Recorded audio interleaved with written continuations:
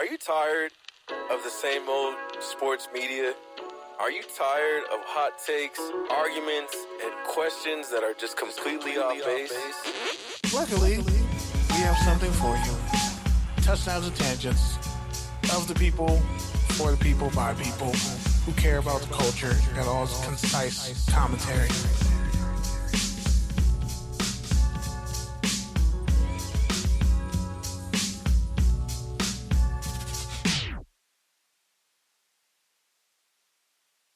What's up, good people? It's PD Camarillo here, Hawthorne, California. Of course, as always, across the way, we got Kenneth Frank Jamesberry. How you doing? Pretty great. Pretty great. I haven't said your full name for you in a while. Thanks. Yeah, man, we got a lot of stuff to talk about. In the spirit of Let's talk about keeping things moving like the past few weeks, even though we're actually on time this week, let's jump right into it. Kenny, what do we got to talk about this week? Well, this is the last week of the preseason. Week 2 had some horrible football being played. And I'm not just talking about the Raiders. But the highlights were that the Lions and the Titans both won their playoff games and walk-off game-winning field goals. And both kickers were like 4 for 4. So that's a boost for sure. Just for what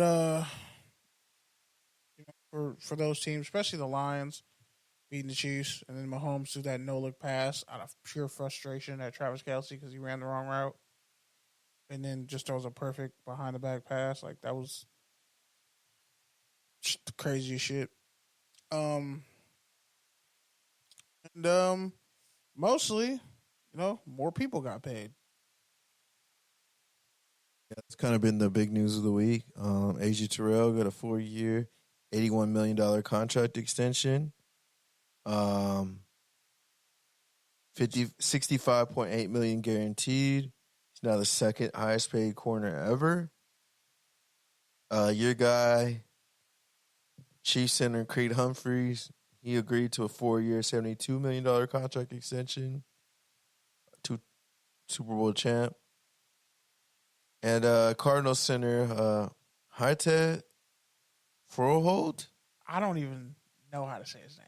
So the fact that you tried to say his name, I give you props. I have no idea how to say that man's name. I didn't even. He signed a 2-year, $12 million contract extension with $8 million guaranteed. Just out of all those, which one would you say is kind of like the most important? Falcons for sure. A.J. Terrell's a top 5 corner, arguably. Crazy, because you definitely didn't think that was going to happen. You were definitely sadder than that, man. Nah, he was the only Clemson corner I liked because he picked off. We got revisionist history. But no, it cool. was a Tua. He had that pick 6 in the national title game. I know, but you were still like, nah, I was high. how Clemson corners fared the past 5 years? And He was the best. I'm pretty sure you said that verbatim. He got more than one pick in his career. That's why I was like, okay, he got more than one pick in his career, and he had a pick 6 in the national title game, and he ran a great 40, and he proved it his first 2-3 years in the league how great he's been as a cover corner for Atlanta. And you look at what he is at corner, and now the 2 safeties they have in Justin Simmons and Jesse Bates, and the other corners they have, like the Falcons could really push the Buccaneers for, the division title this year. On this one, I'm going to say is Creed Humphrey, just because the defending champs, everything starts and ends with the center.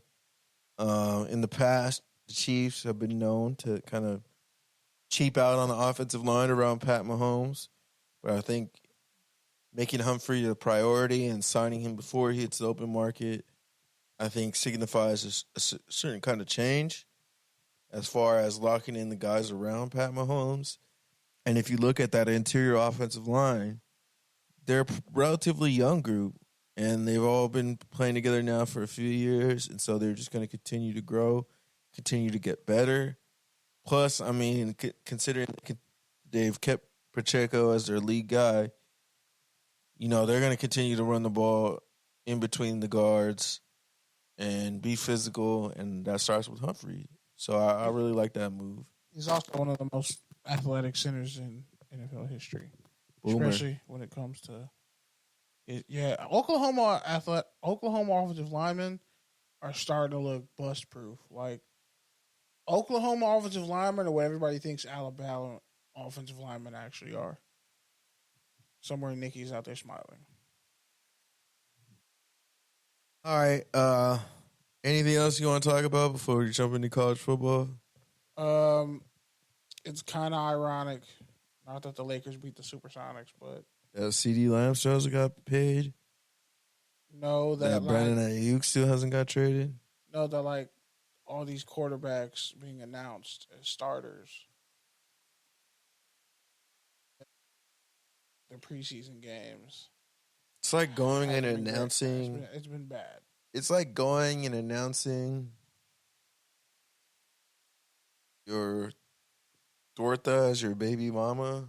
Like you're not really proud of it, but you kind of just have to do it. That's crazy.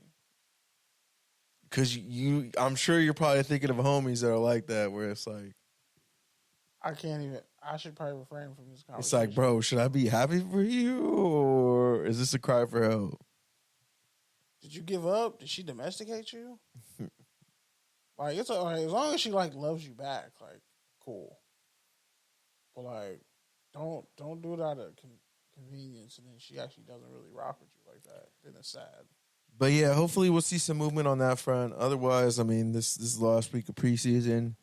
Rosters are going to get dramatically cut this week, so just be on the lookout for your favorite team. Cut down day. They may or may not make some hard decisions, but yeah, just expect a lot of movement over the next week or so. And with that, moving on to college football. So Hawaii, Delaware State are playing this week. College football is officially back. There will be nonstop football every weekend until like February. We made it, everybody. We made it. What an off season. I'm proud of all of you. I'm going to play a clip for Hawaii head coach Timmy Chang. But first, point out, I was going to wait till the end of the show to say this, but I'm just really getting sick and fucking tired of all the holding penalties on EA college football 25. Like, I saw a tweet that just encapsulated my rage earlier. Really tired of it. Like, interior linemen don't hold that much on backside plays, nor does it get called at the rate that it gets called in that video game. And I hope after this first week, we they get on their job and do these goddamn updates because it's disrespectful. But all right, I'll get to the news and then I'll drop the other stuff. So former Utah defensive end Trevor Reilly was an assistant for special teams as a coach for Colorado football. He got fired. Trying to get the Saudis to like donate NIL money to Colorado, and he said he was acting on his own volition. And he said he had a plug to do it, and that there are people willing to do it. But the school wasn't trying to hear it. Dion or whatever wasn't trying to hear it, so he got fired. And he's like, they kind of blew a huge opportunity. And like I said earlier, I said this earlier. I've said this in the past. What happens when NIL, when the Saudis and other countries and other people want to start buying promotional services of athletes? How is it going to change the landscape of college football? If a corporation wants to totally own the NIL image of a player, what if somebody wants to sell off their likeness for like $100 million and they never make it to the league, but they got $100 million? Is it still worth it? So I think kind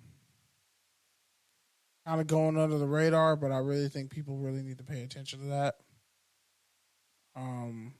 Especially, I've talked to countless coaches, countless people in the know. Are like, yeah, it's a good thing, but also people are gonna have to pay attention to taxes and other things. You gotta have to have smart financial awareness. It's not enough to just get money. You gotta make sure everything's on the up and up. Your books gotta be perfect. And so I'm sorry, but 18-year-old kids aren't really smart enough to do that. 22-year-old kids aren't really smart enough to do that.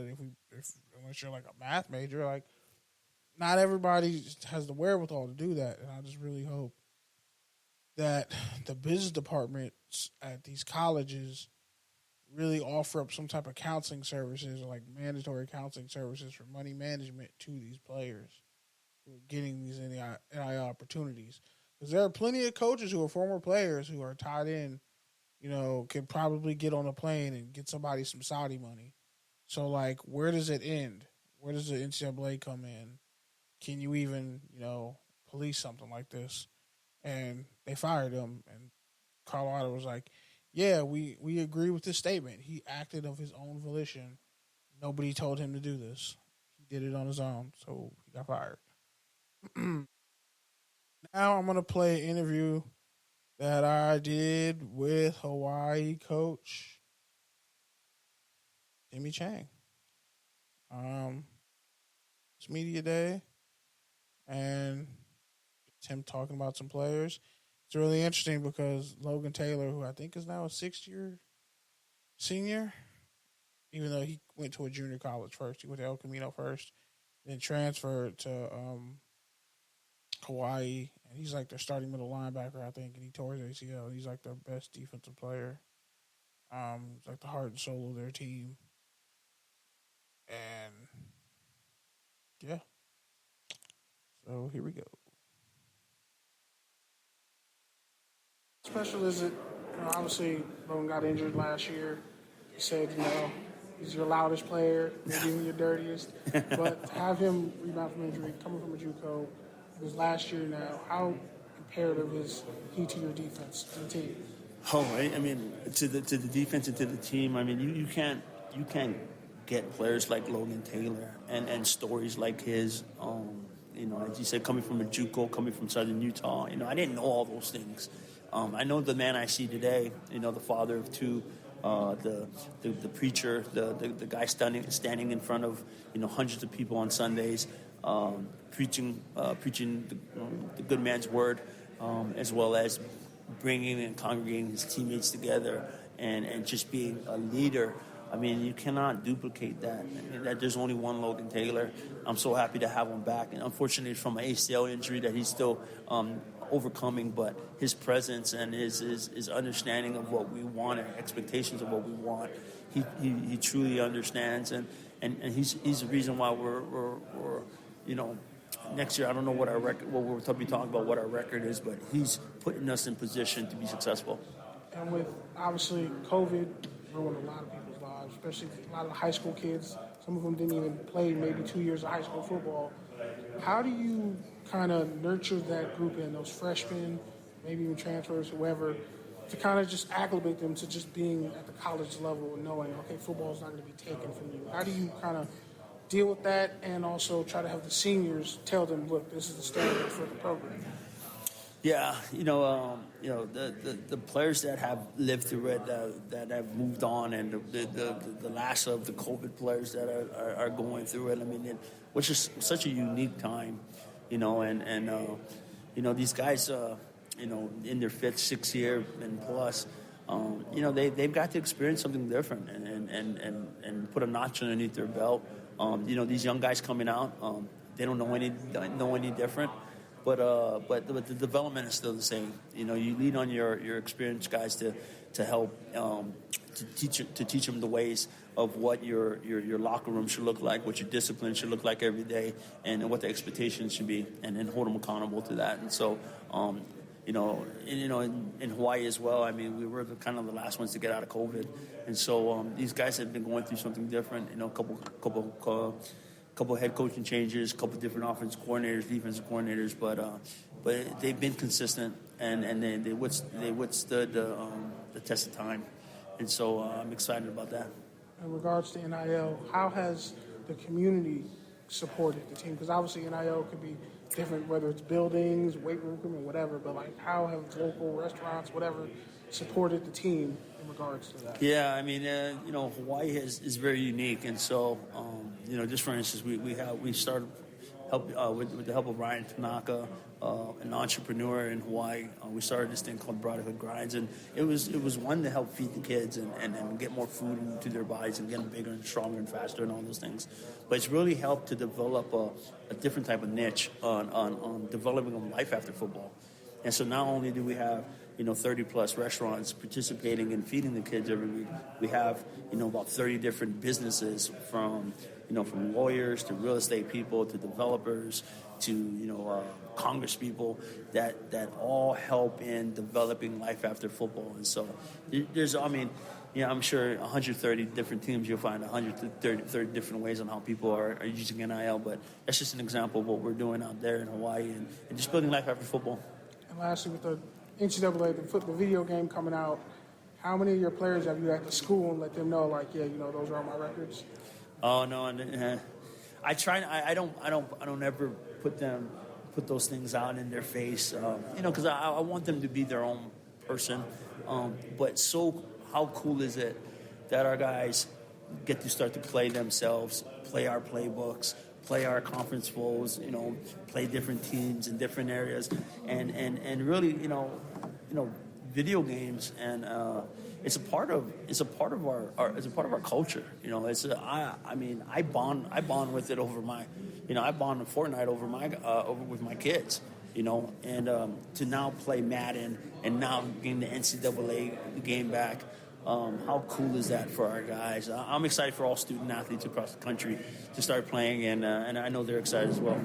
Anybody try to play against you in NCAA? Did anybody call you out on the team yet? No, I definitely call them out in team meetings, and they know they don't want that smoke.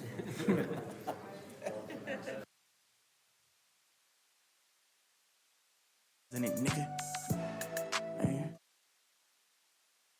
was interesting. I don't know why you're playing sounds on your phone. That's no, crazy. like it was like an auto. I don't know what happened. Yeah, I'm sorry. R.I.P. Drake Yo the Ruler. That wasn't supposed to happen. But that's kind of some players you have to say after you say, "Yeah, I'll run my whole team in NCAA football." Like none of them want the smoke.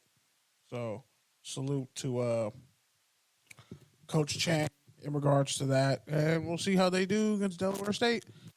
First game of the college football season. All right, anything else you want to say? You got like 2 other bullet points on here.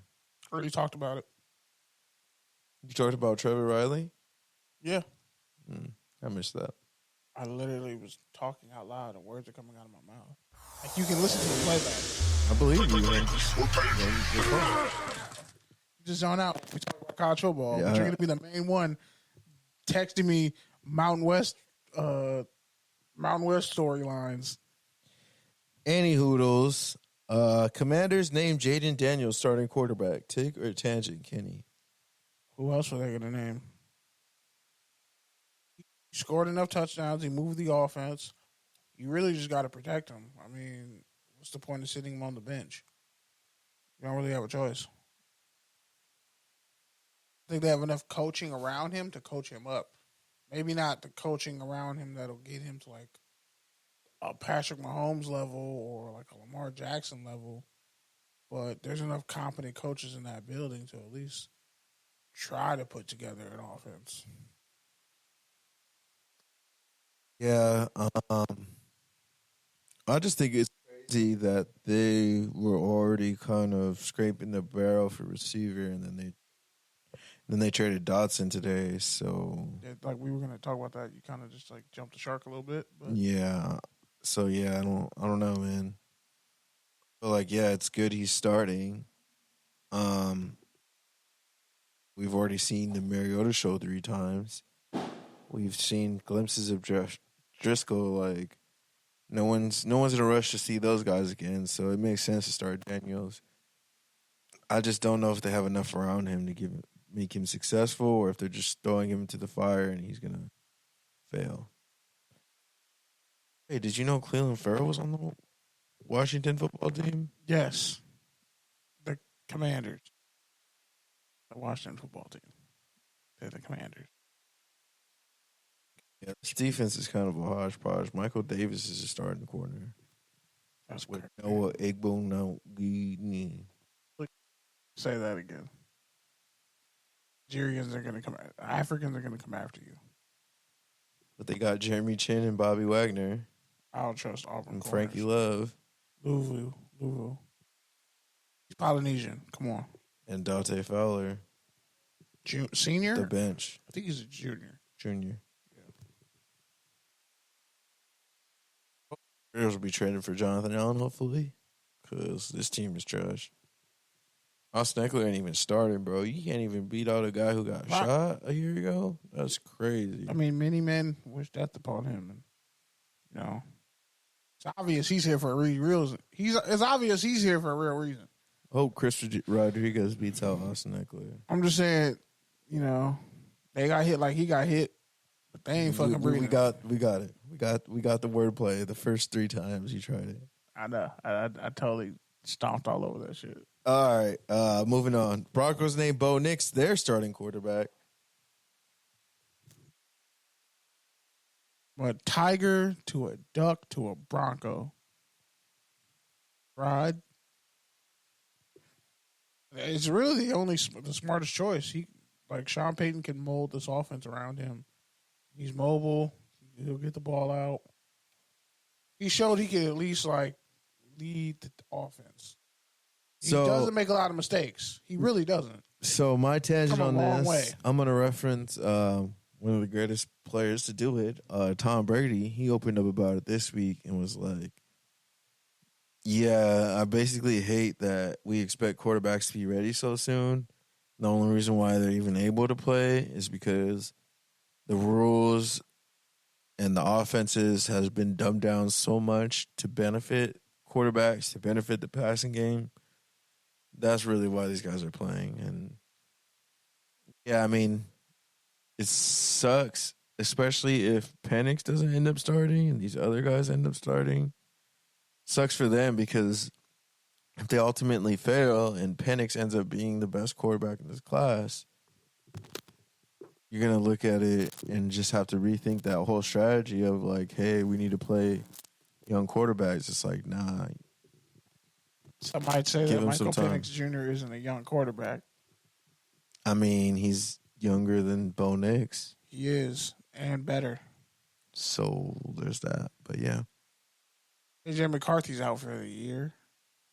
Oh, shit, that's what I forgot to put on the rundown. Drake May's going to ride the pie. Well, McCarthy had to get surgery on a torn meniscus, so he's out for the year. Yeah, he's done, but yeah. It's kind of crazy. Everyone's expecting Caleb to be Caleb, so we'll see. Caleb looked pretty good. Made some Caleb-like throws. And it's like, holy shit, how did he make that throw? Because he's great. Colt McCoy retires after 12 years. I feel like he's already retired 3 times, but yeah. It's funny because people were like, remember when Colt McCoy was left-handed? I was like, Colt McCoy was never fucking left-handed. He just threw only to one side of the field to, Jordan Shipley. Receiver. But yeah. McCoy was never left-handed. He's always a right-handed quarterback. I love he was the heir apparent to Vince Young. Did everything but win a national title. And he got hurt. The career than Matt Leinart. Damn, that's crazy. Better career than a lot of guys. That's crazy. Better career than A.J. McCarron. That's not saying a lot. Yeah. I mean, he did a lot. He got drafted. He did a lot. All I'm saying is, hell of a career. Probably still could have kept playing. Probably still could have been a starter for somebody. Is what it is, though. He actually won me a couple games in fantasy last year, too. All right. Last one. Pete Carroll is going to be coaching at he's going to be teaching at USC You totally this year. forgot the Panthers one. Take your tangent, bro. I'm not gonna use this. Why is that even on there?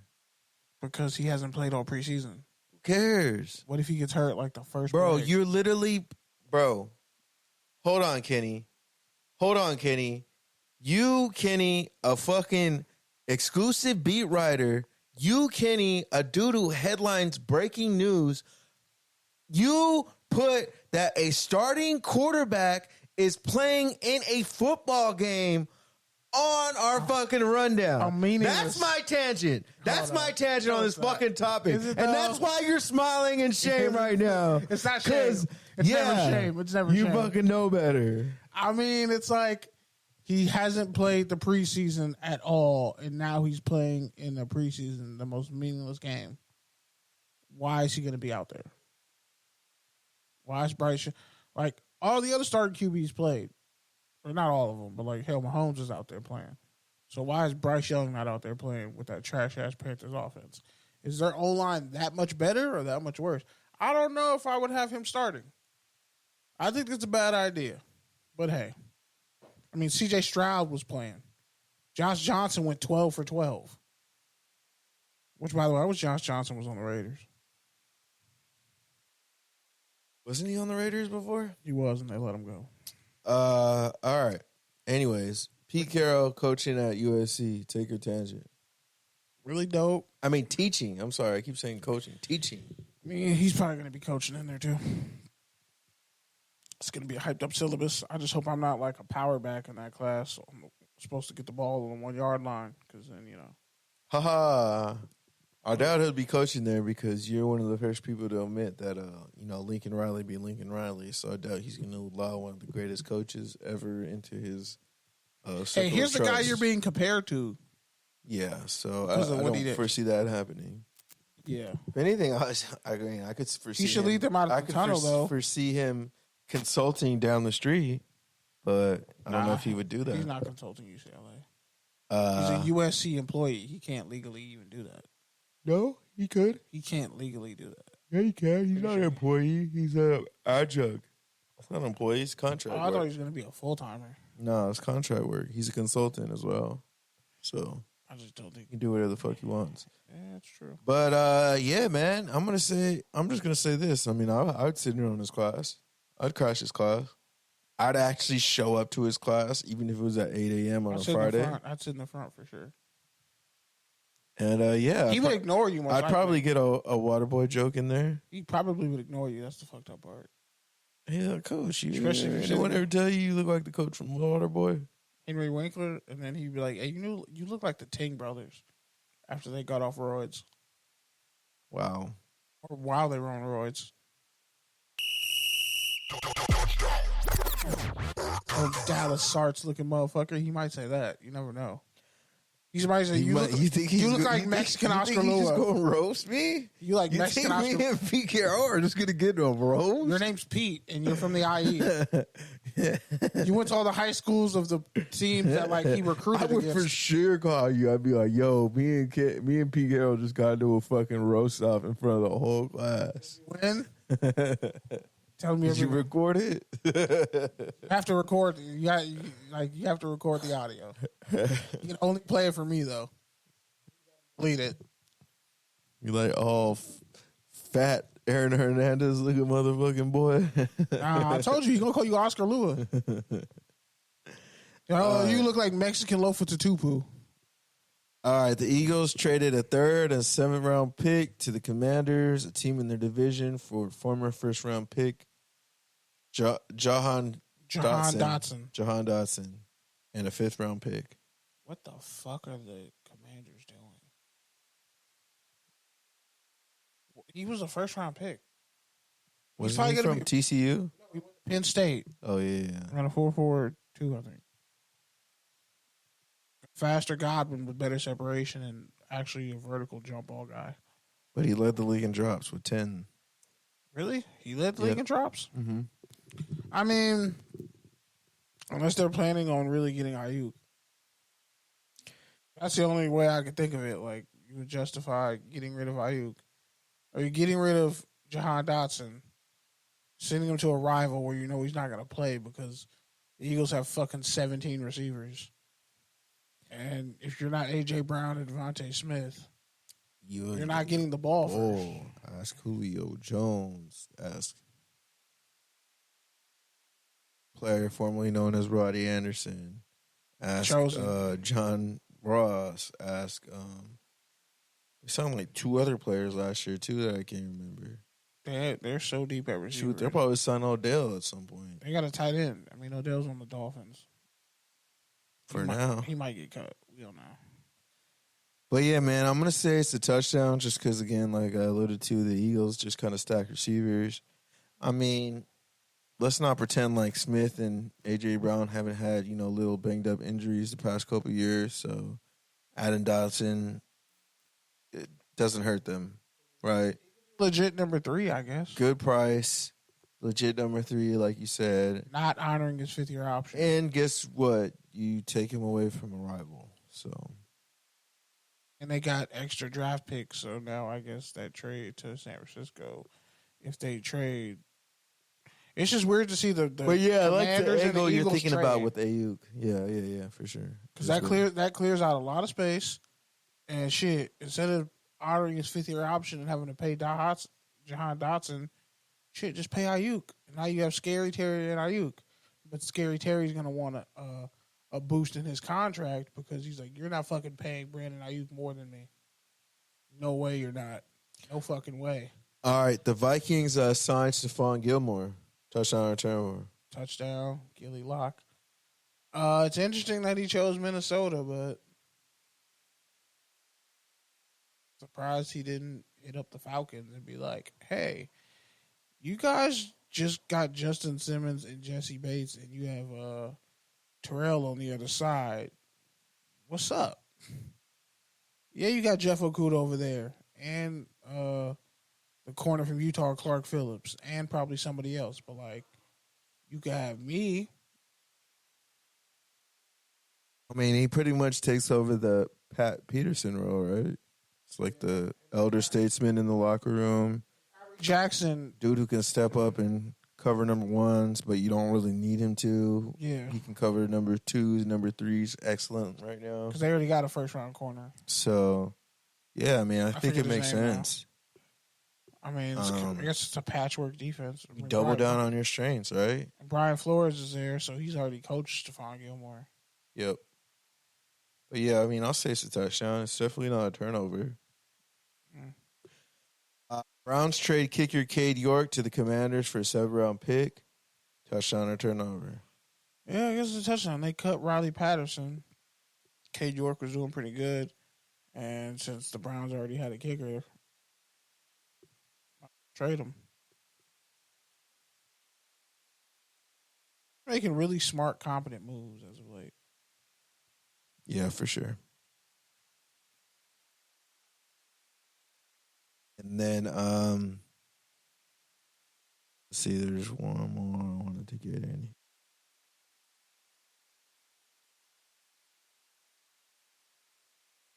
Guess not. I guess that's fine. Or the Raiders name Gardner Minshew as their starting QB, touchdown or turnover. They're for a 6-win season, guys. 4 to 6, maybe even 3. It's going to be a sad day when that defense breaks down and the offense collapses in on itself. Antonio Pierce is sitting there like, fuck, I don't have a starting quarterback. Yeah, well, I think the whole thing that's missing in the Raiders' narcissistic view of their team, where they envision themselves as being a top 5 defense again for the entire season, like how they were at the end of the season under Pierce, is that they're playing at teams. Is that one, the division is going to be better across the board. I mean, with the exception of the Chargers not having Herbert, you could pretty much say every team took a step forward. I mean, maybe not the Broncos, but I think even they'll be better another year under Peyton in that offense. And you won't have the distraction of Wilson, all that stuff that happened last year. They were playing just as good as the Raiders in the back half of the season, if anything. But yeah, my point is the flaw in the Raiders' thinking and perception of their team is that if their linebackers don't hold up, which their linebackers are already C plus B minus range, but if they get one injury, they're cooked. If those teams, like for instance, the Chargers, who have the number one prerogative to run the ball, has the offensive line to do that, and the sort of backs that are hard to tackle, that's going to wear on the Raiders. And if the Chargers get out and rush for 200 yards in week one, they're going to break the spirit of those linebackers and that defense. And it's just going to spiral. Because guess what? You also got the Ravens on the roster. Again, another team with a prerogative to run the ball. We know what the Chiefs can do running the ball. So if those linebackers, one, don't play as well as they did last year, really the thing that kept them going was that they were able to make turnovers, specifically Spillane. So if they're not able to make turnovers again, it's going to be a shit show. Two, if they get hurt, going to be a shit show. And three, just overall, if as a collective that front seven gets worn down by these teams that are going to do nothing but try to run the ball, especially if the Raiders DBs are as good as we think they're going to be, they're definitely going to triple down on running the ball. So yeah, Raiders fans out there hoping for a top 5 defense again. You might be up for a rude awakening, especially if these teams start running the ball. And so, yeah, I say all that to say it really won't matter who the Raiders starting quarterback is because, one, they may not be on the field, especially if that defense is getting trashed. And two, neither Mishnu or AOC is going to suffice Indian, bro, or take over for those teams clapping their cheeks. Definitely not taking Devontae in fantasy this year. All right, moving on to Fair Fade. Fair Fade. Dolphins QB Tua Tagovailoa says Brian Flores treated him like shit for the first 2 years. Said he was horrible for him in his development. Fair fade. I mean, it's definitely it's a fade, but it's like he was kind of right at the time. You were kind of a little injury-prone little bitch your first 2 years. Now, I think it's an issue in perception because too many times defensive coordinators will build a great defense around a suspect offense. And this is before Tyreek Hill got there, right? Yes. And Jalen Waddle was there, right? No. Yeah, see, the first 2 years, it's a totally different Dolphins team, but you also have to factor in they had to trade Minkah Fitzpatrick because he refused to play the way Brian Flores was. They wanted him to play corner and he's like, dude, I'm a safety. Don't put me at corner. I'm a safety. And guess what? Goes to Pittsburgh. He's been an all-pro safety ever since. So Brian Flores, kind of, I guess you could say like Eric Bieniemy, rough spot when it comes to certain players in development. Sometimes you can't coach a quarterback the way you coach a D tackle or a corner, or a safety or a linebacker. So I see or DN, and I've heard kind of both sides of this. So I'm gonna say it's fair in this. One, I think Tua should have clarified, and this is something I heard on the radio, is that like he's saying he was bad for him. Not saying that he was bad overall as a person. Because at least everything we've heard is that Brian Flores does a lot of work in the community. He had a real, rough, tough upbringing, etc. There's a lot of players who like him both now and back then. So, regardless of what Tua experienced, Brian Flores' reputation is not terrible, even if they had a terrible relationship. Second thing I'll say is Brian Flores was asked about this, and if you listen to his answer, he kind of just goes in circles talking about how he's just trying to get better as a person, just get better as a coach. He's open to all these ideas, just kind of rambling about getting better. So for me, that tells me that there's some validity. That validates what Tua said to an extent. Some validity for sure. In that Brian Flores knows he could have did better. And the truth is, that was an extraordinary circumstance because the reason why Brian Flores left, the reason why Brian Flores sued the NFL is because they were essentially telling him to lose games. So not only, is he in the pressure vacuum that is coaching NFL football, but he's getting fucked on the other side of it because, well, he's trying to maintain his reputation and win games as he's been taught to do his whole entire life. He's being undercut by ownership telling him to lose games.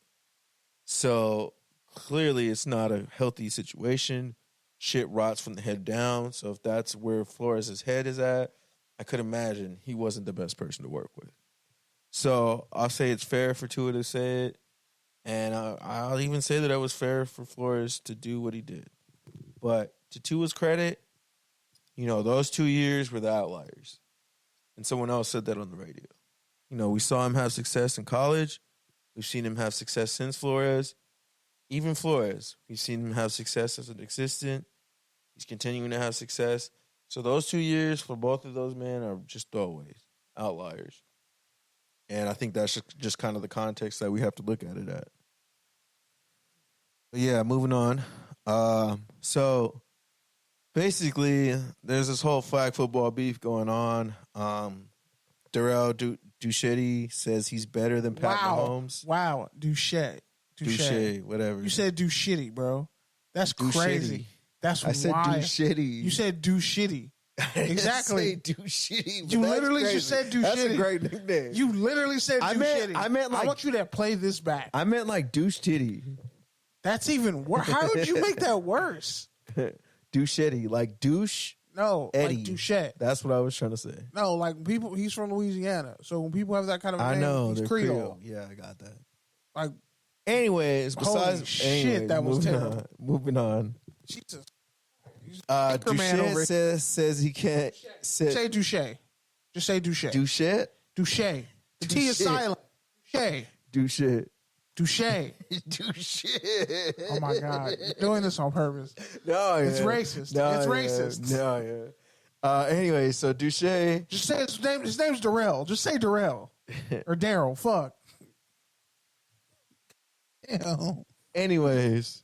That's so bad. He said he's better than Pat Mahomes at flag football and that NFL players should not just be given spots on USA flag football for the 28 Olympics in LA.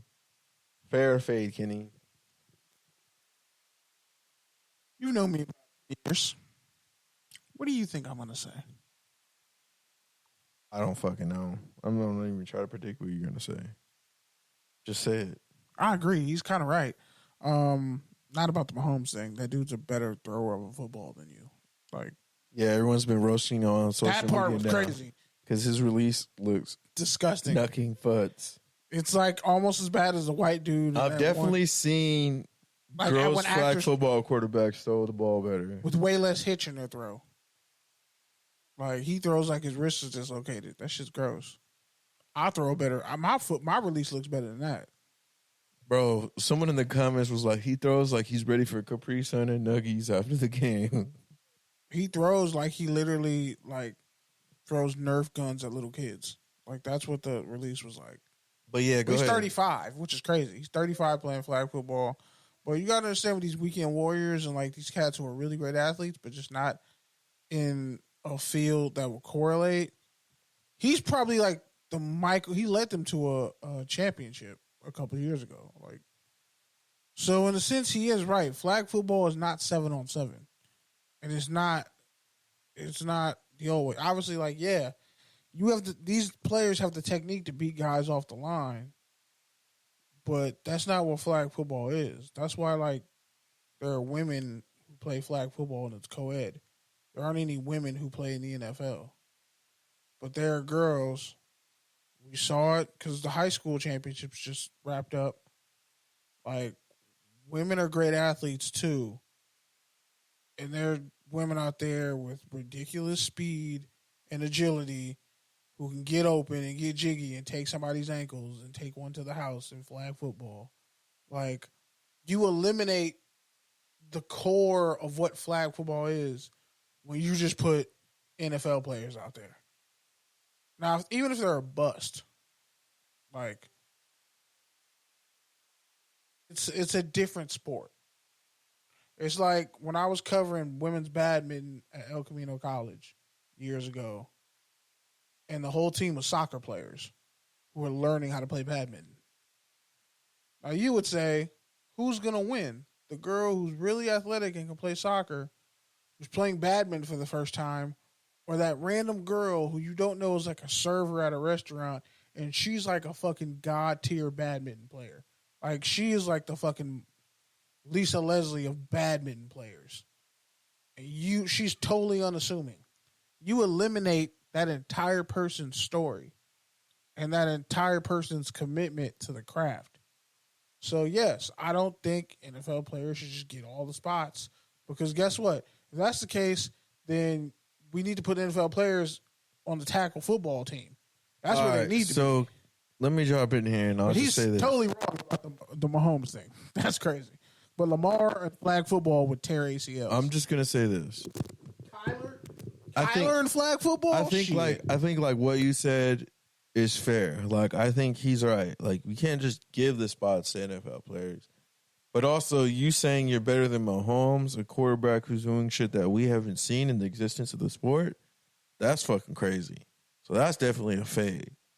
But I think overall, like, look at 3-on-3 basketball. That's exactly what we said about 3-on-3 basketball, and what happened. We got bounced. So, yeah, maybe we shouldn't just hand the roles to NFL players, but we definitely need to put them in the loop. They definitely need to be considered. They definitely need to be at the tryouts. And if you're as good as you say you are, you shouldn't be afraid of that smoke. So Justin Jefferson or some star receiver tears their ACL during flag footballs on live television. Bro, these players got insurance. That don't mean shit. But These if they teams tear got insurance. If you tear your ACL, I don't give a fuck how much insurance you have. You're our star player. That's a trash argument, because the NBA players make way more, and the NBA players are worth way more.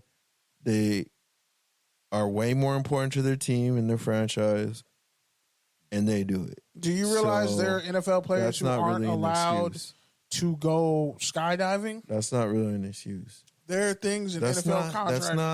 That's not okay. That's not relevant. Okay, here's the thing. That's totally different. Here's the thing.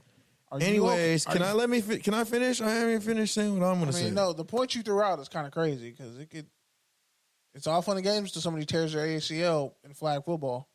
Okay, you can tear your ACL training. You can tear your ACL and doing off-season workouts. That's justifiable. You can tear your ACL doing all these different things. This is actually growing the sport internationally. And let the backups go. This is growing your team's brand. Let the backups go. This is growing your own brand. This is growing your endorsers' brand. Like, this is relevant to what the fuck you're doing. Let the backups This isn't just driving a monster truck or whatever the fuck.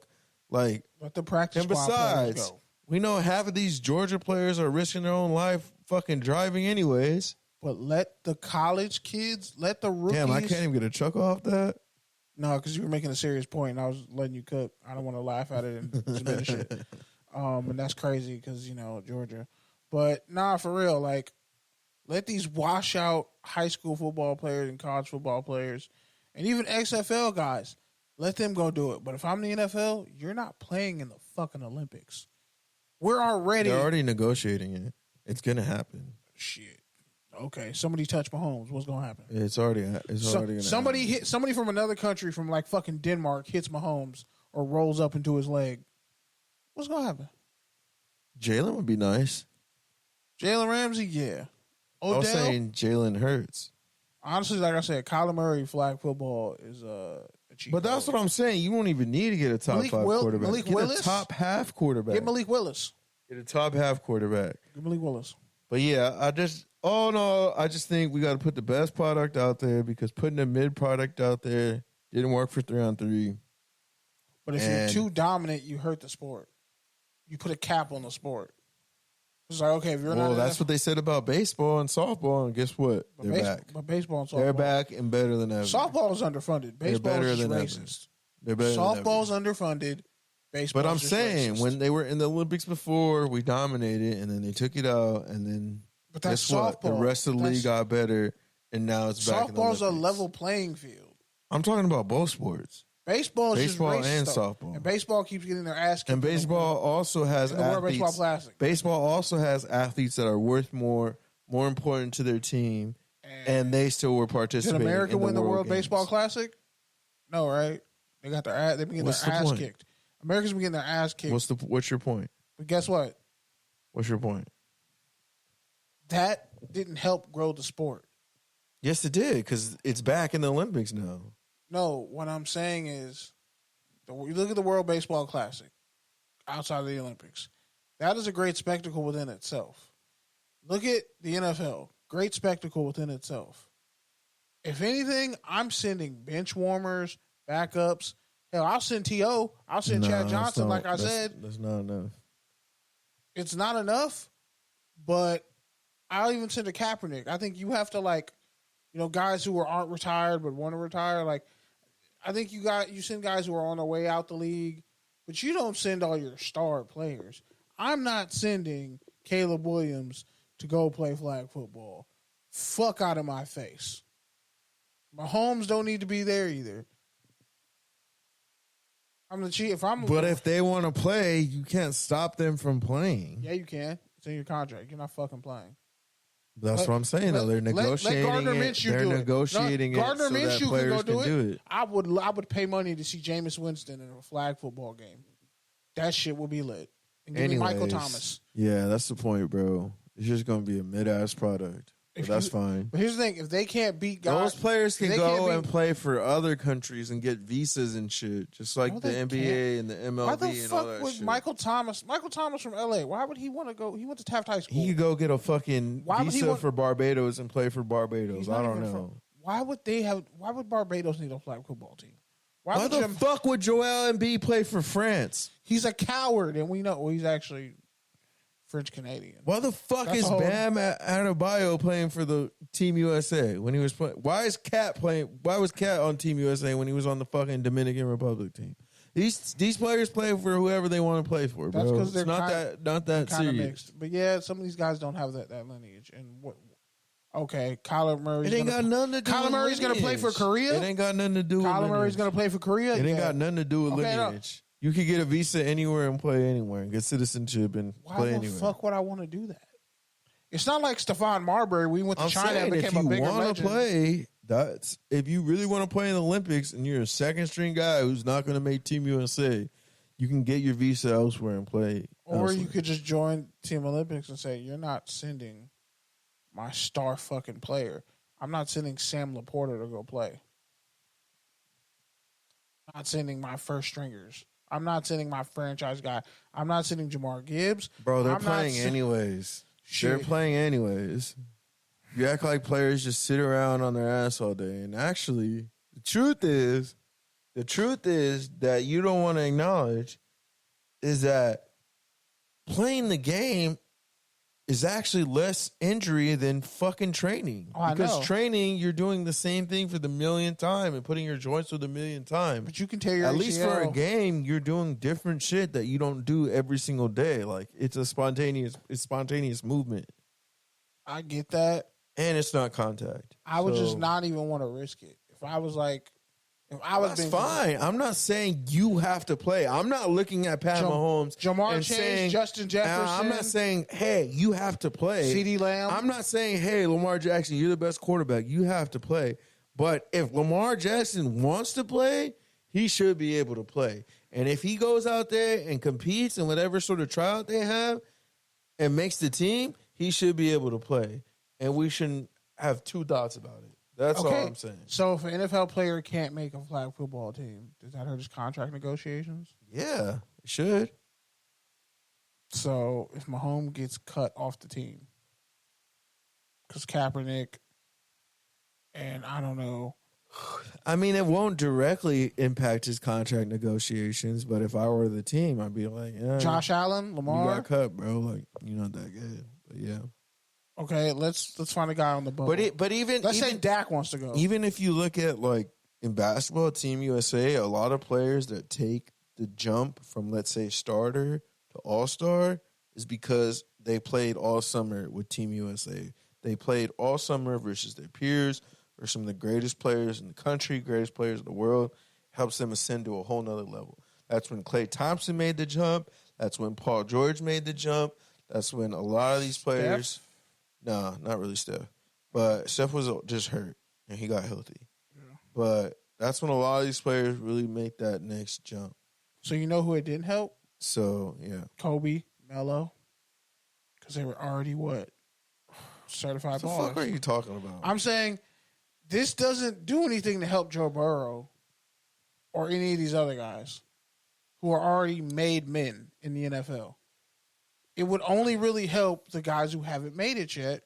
Kobe and LeBron played in Team USA because Team USA lost. And they needed people, They lost. Right? Yeah, they didn't need people. They just lost because they didn't have the best product. Yeah. Do you know who was on the team that lost?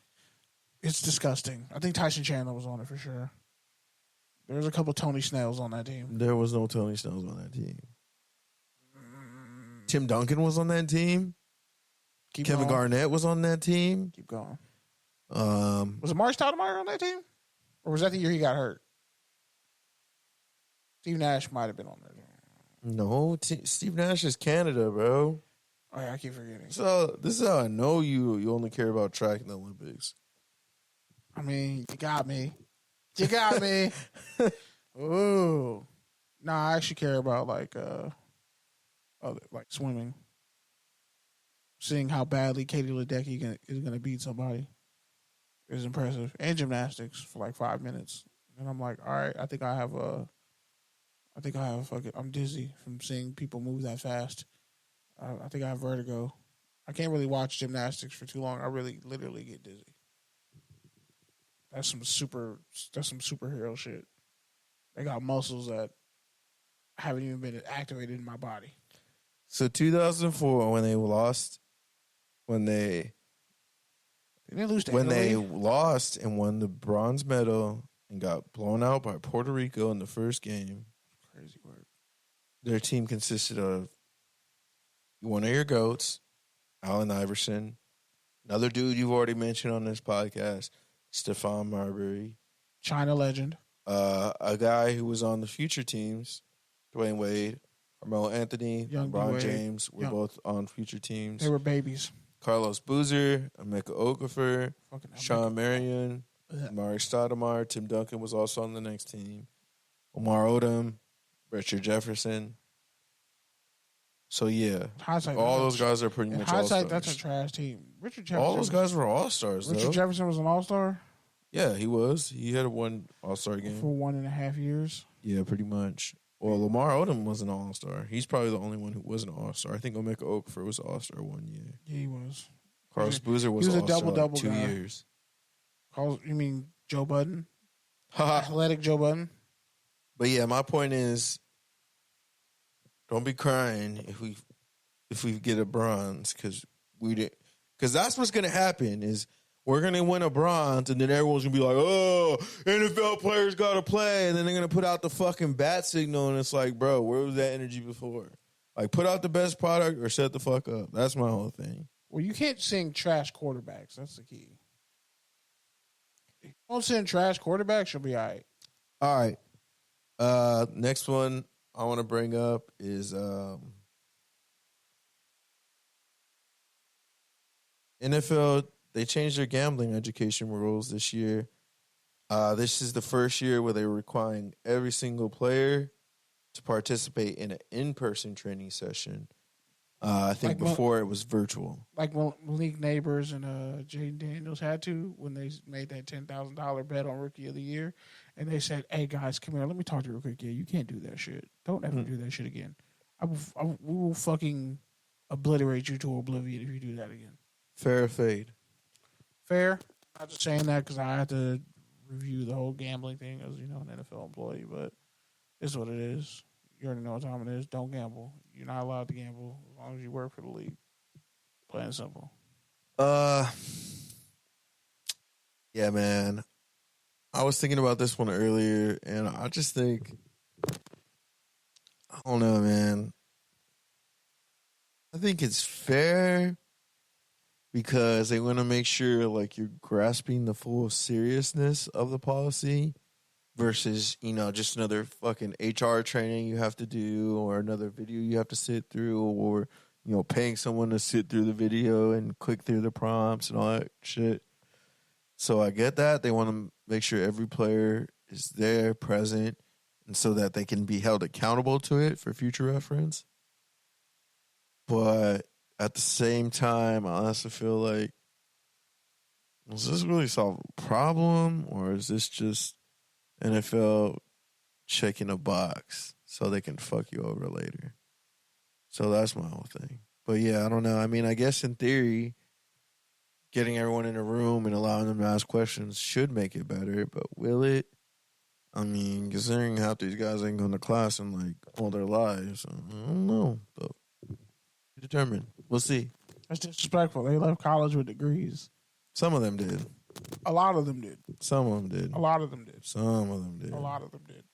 Kenny, we've had record numbers of underclassmen in the draft for the past like 20 years. That number's kind of gone down the last couple of years. It's but even out, but it's still especially way high compared to like 20 years ago. COVID kind of like made people say, okay. And the only reason why that number's kind of starting to even out and trend down is because of COVID. Because of the NIL money. But COVID made people say, okay, I need a degree to fall back on. And the transfer portal. And no, a lot of those guys aren't getting their degrees. COVID, sure, gave everyone extra years of eligibility. So that didn't hurt. A lot of those transfer portal guys aren't getting their degrees. Fucking idiots. But what I'm saying 4 is, schools and you still haven't made your mind up that's not what I'm talking about, though. You listen, bro. I know, I'm listening. You're right. But that's what I'm saying. In that regard, but like, there's also the other side of that pendulum. What I'm saying is, the only reason why it's evened out is because of those 3 different things. Transfer portal, the extra years because of COVID, NIL money. Get it back. But even so, last year, still shit ton of underclassmen compared to 20 years ago. Yeah. That's all I'm saying. And the supplemental draft was pretty much non-existent the past 3 years. All right. And then, what was his name? Lyles, the Olympic sprinter, said... Lyles. Said Tyreek Hill said he'll accept Tyreek Hill's challenge to race, but only in a legit 100-meter competition. Fair or fade? It's fair. Tyreek Hill's not going to beat him. But first off, Tyreek Hill's too fucking buff. Might have to drop like 20 pounds and like fully become a sprinter again. That's what people don't realize. Like, the more muscle you put on, it's harder to maintain that speed the older you get. And Tyreek Hill already got a hand injury right now. He got hamstring issues. Like, bro, all it takes is his hamstring to pop. And, like, track stars, like, there are guys with, like, straight up blitz you speed where you just stay out the gate. They're gone. But then there are people who have that speed and no acceleration. So you catch their ass at the line. Then there are people like Adoree Jackson where he ran a 4.4, but like in 100, he's smoking you badly. He looks like he runs a 4.2 when he pulls away from you in 100. So I see both sides of it. They did the whole video where they basically took Tyreek Hill in high school, 9.98, his fastest time, and they put it on the track of the gold medal race. Basically, he kept up with everyone except for Lyles. So they were in a 9.78. And they were saying that that's when he was 16. So in theory, he could be faster. However, he is faster. The other thing people were saying is that Lyles is known for his slow starts. So that's why Tyreek had initially proposed doing a 50-meter race, just because it wouldn't give him that amount of distance to catch up. It would allow him to, like, not burn out in 40 yards. Just because, Tyreek, he has that acceleration. So that would benefit him. He pulls away. So I think it's fair because Hill challenged Lyles. So if you challenge Lyles, you got to do it in his format, which Yeah. is the 100-meter. And it's a format that you know, considering your a track background. Hell, DK ran And prelims and didn't make it. However, what I will say is, if Hill is willing to play on Lyles' court, then Lyles got to run a route and do one-on-ones versus Tyreek. Lyles But don't care also, about that shit. Tyreek be getting cooked by campers, so Tyreek probably can't play corner. So there's that. Tyreek can't play corner. Yeah, we know. Some guys, he be some getting dudes cooked. are only good going forward. They're not good going backwards. He be getting cooked by campers, bro. He gets cooked at every camp. Deceleration is he like gets cooked at every camp. Yeah. Deceleration is a very elite skill. That's sure. why a guy who's slower and not a burner like Devontae Adams can cook you for 80-yard touchdowns. Can cook you for 60-yard plays downfield. Because it's not all about running full speed all the time. It's about body control. You have to have nuance. Making everything look the same, consistency. Yeah, and then the one time you get hit with the okie doke, like, Des Bryant, he's like, Des Bryant was perfect in his prime. He would play in the DB's blind spot, hit you with that double move, and it's like, what the fuck? He's gone. All right, Tom Brady dunking at 47. Fair or fade? Say it's a fade because he dunking on these 23-year-olds too, probably. One. Man. Two, he did it without warming up.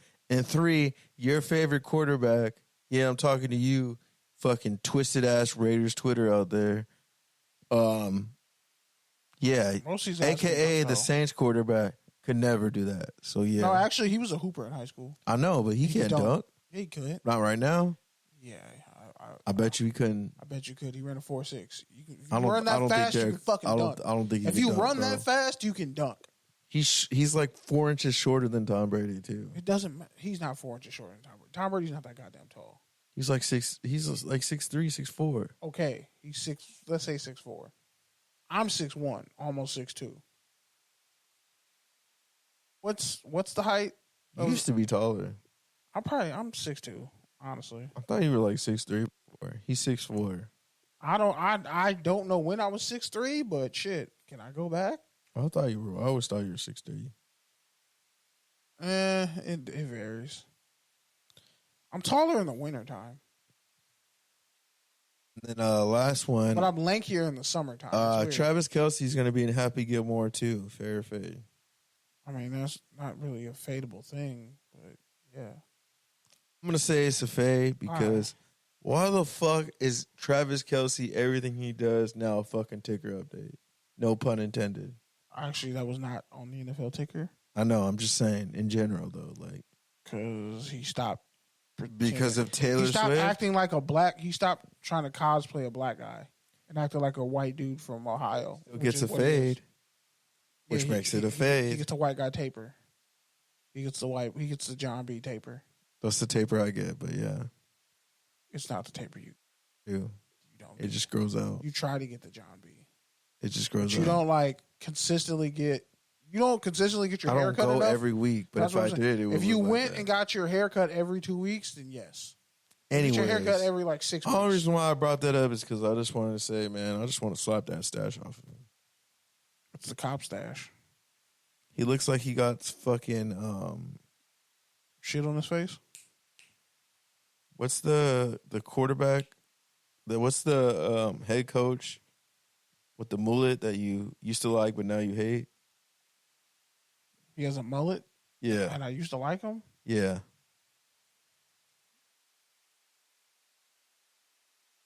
Mike Gundy.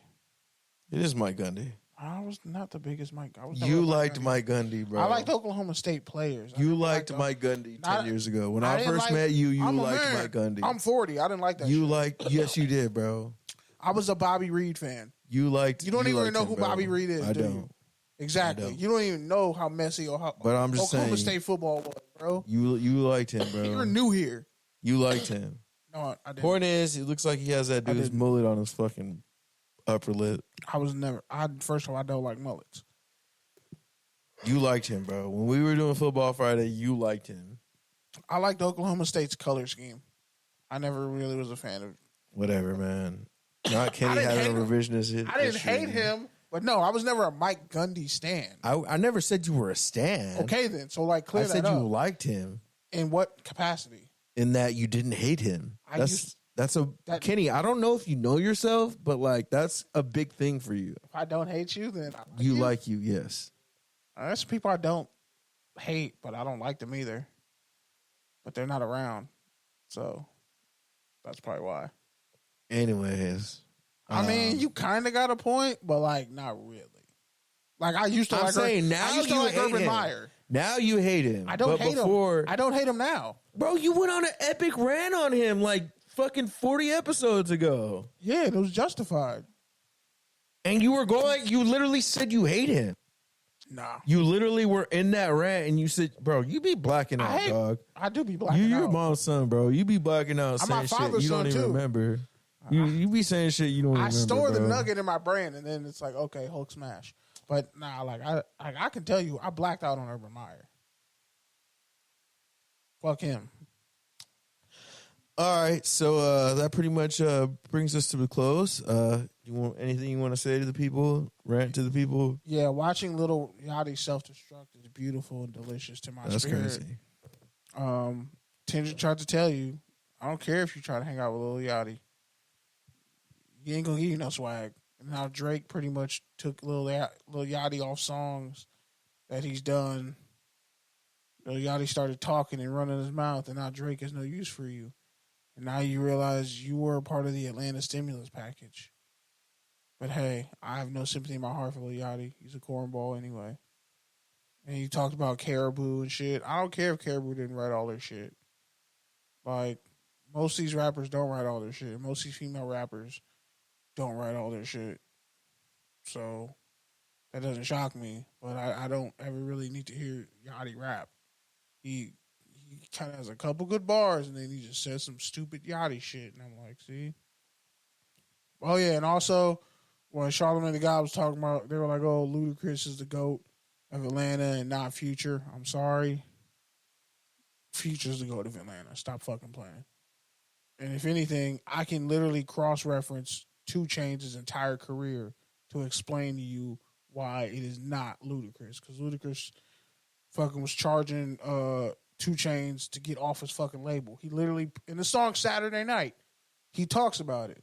He was there when Shaka got swung on by Tip. Like, he, you know, when he couldn't get off DTP. Like, disturbing the peace, if y'all don't know. Like, Ludacris owned the label and signed rappers to his label. And like, there are people from Goody Mob and shit.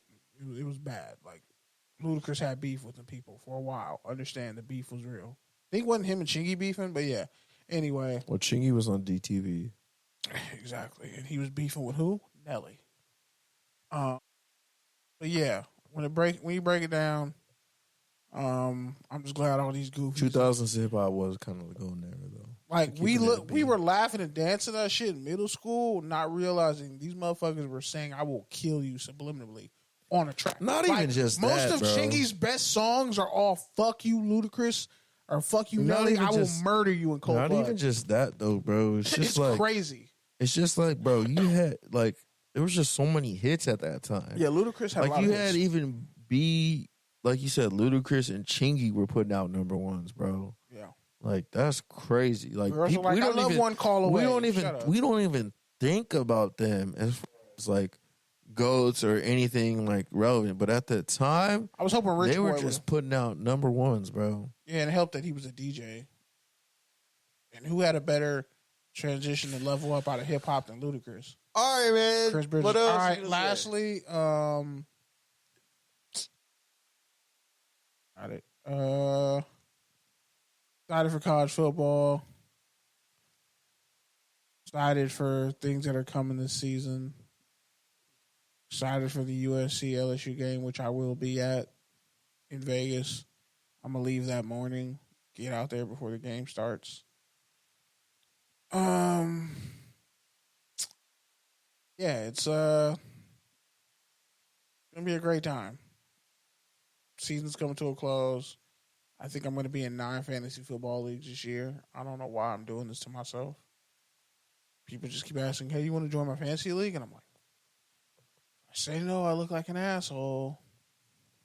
You can say no. You can say I'm in too many leagues. That's why I've capped it at, like, I'm not going past 10. But people have asked me, like, let's get a league together. That's crazy. No. I don't want to join your league. I don't want to mixtape. Well, they better all be for money. Otherwise, you're just wasting your time. They're not all for money. Like, 2 of them You're just wasting your time. 3 of them are. Actually, no, 3 of them aren't for money. Yeah, you're just wasting your time. 3 of them are for the love of the sport. Like, the other ones are for money, bro. You're just taking your time and resources away from the ones that actually matter. The ones that don't pay are honestly the funnest ones because of the people in that league that I know. Because you just fucking scrape by and make shitty trades and end up fucking taking someone's booty hole in a trade and get a stacked team. No, that's like the league where like I lost in the championship game because fucking Alvin Kamara scored 7 touchdowns. And then there was another one where fucking Harrison Butker scored like fucking 27 points in a game and I lost. Yeah, that was crazy. But like I still think about that's why I subconsciously hate the Minnesota Vikings. Just because how the fuck do you let one guy score 7 touchdowns? He could have scored 3. He could have scored 4 and I still would have won. That shit was wild. But yeah, that yada shit made me laugh. People being weirdos. The DNC gonna DNC. Lots and all these other little companies going out of business, only to not go out of business in a couple months. They're like, oh, we had a uptake in record sales, so we're not going to go out of business. Have you been to Big Lots? Yes. They just started putting up sales. Some of my most memorable items in my life, I bought at Big Lots. We'll have to go check it out. All right, man. So can I talk now? Because that was done. a cool, 7 minutes. Yeah, well, I had a lot of shit to say this week. As opposed to the past couple weeks, I said a lot without saying a lot, but you did say a lot. But yeah, but that's coded language. I still haven't seen Deadpool vs. Wolverine yet. I really got to get around to that. Anyways, so for me, this past weekend, went out to San Luis Obispo for the weekend. It was nice. Got to do some wine tasting, learn a little bit more about wine, which was cool. Just get out the city for a little bit. But yeah, man, outside of that, fuck Airbnb. Yeah, they be having all these policies, but then they're all just, fucking, they only apply when Airbnb says they apply. So yeah, just make sure you read your Airbnb listings, check for deposits, and yeah, man, if it ain't got a fucking AC or a separate entrance, don't waste your time. Outside of that, though, man, there's something else I was gonna say, but yeah, that's pretty much it. I mean, Intuit opened up, which was dope. I don't know. They really need someone else in marketing because clearly Clippers don't know what the fuck they're doing, and the corny white boy marketing is only going to go so far, especially when you're trying to be the team of, Greater Southern California and market outside of LA. Going after the Santa Monica transplant white boy is only going to get you so far. So, yeah, Clippers, if you're listening to this, hire your boy. But, yeah, man, there's something else I was going to say, too. Fuck, I forgot. Bears won their preseason game. They finished the preseason 4-0, and the Colts won their preseason game. Oh, that's what I was going to say. Oh, Days Before Rodeo is finally on fucking streaming apps. I'm so fucking excited. One of my favorite mixtapes of all time. One of the first fucking combinations of music that really got me into Travis Scott. Had the privilege of going to see him in Santa Barbara, opening up for Schoolboy Q and Ty Dolla $ign for $20 with my dad, homie, R.I.P. Brandon. But yeah, man, that was one of the greatest nights of my life, and he performed Days Before Rodeo there, and just excited to finally be able to listen to it without having to go on the fucking YouTube and keep the window open and kill my phone battery at the same time. So yeah, man, shout out to Travis for doing that for the fans. And yeah, man, other than that, man, school started for my brother. Shout out to him. He's a senior. And, yeah, man, it finally feels like everyone's finally healing. So it's good. And, yeah, Touchdowns and Tangents, TDs_tangents on Twitter and Instagram, touchdownsandtangents.com. Shout out to your favorite podcast out. Shout out to everyone who fucks with us. We're out. Peace. Peace.